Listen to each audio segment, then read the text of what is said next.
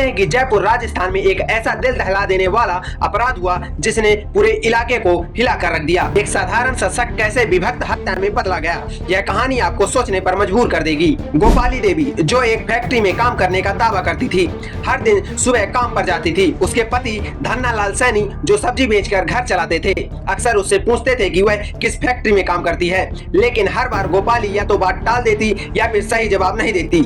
ना तो वह फैक्ट्री का नाम बताती, ना ही उसका पता। धीरे धीरे धन्नालाल को शक होने लगा कि उसकी पत्नी उससे कुछ छिपा रही है। 15 मार्च 2025 की सुबह जब गोपाली हमेशा की तरह घर से निकलती है तो धन्नालाल ने उसका पीछा करने का फैसला किया। वह चुपचाप उसकी हर हरकत पर नजर रखने लगा।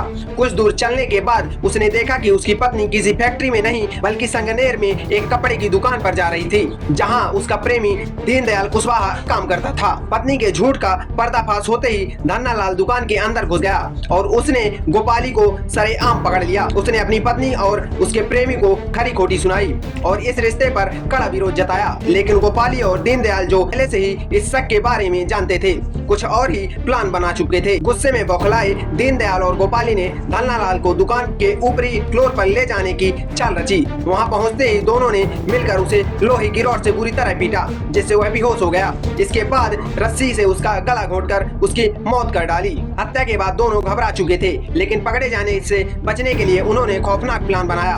उन्होंने धन्नालाल की लाश को एक बोरे में भर और बाइक पर रखकर सुनसान इलाके में ले निकले। वहां पहुंचकर उन्होंने लाश को सड़क के किनारे फेंक दिया और उसे जलाने की कोशिश की ताकि किसी को इस हत्या का पता न चले। लेकिन कहते हैं ना, अपराध कितने भी चालाकी से किया जाए, सच छुप नहीं सकता।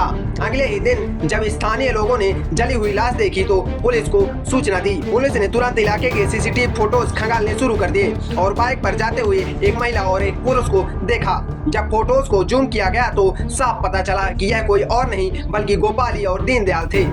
दोनों इस हत्या के बाद शहर छोड़कर भागने की योजना बना रहे थे, लेकिन पुलिस ने उन्हें जल्दी ट्रैक कर लिया और 24 घंटे के अंदर गिरफ्तार कर लिया। अब यह दोनों हत्या के आरोप में जेल में बंद है और उन पर आईपीसी की धारा 302, हत्या 201, सबूत नष्ट करना और 120B के तहत केस दर्ज किया गया है। इसके में धोखा या साजिश, यह सवाल आज भी खड़ा है।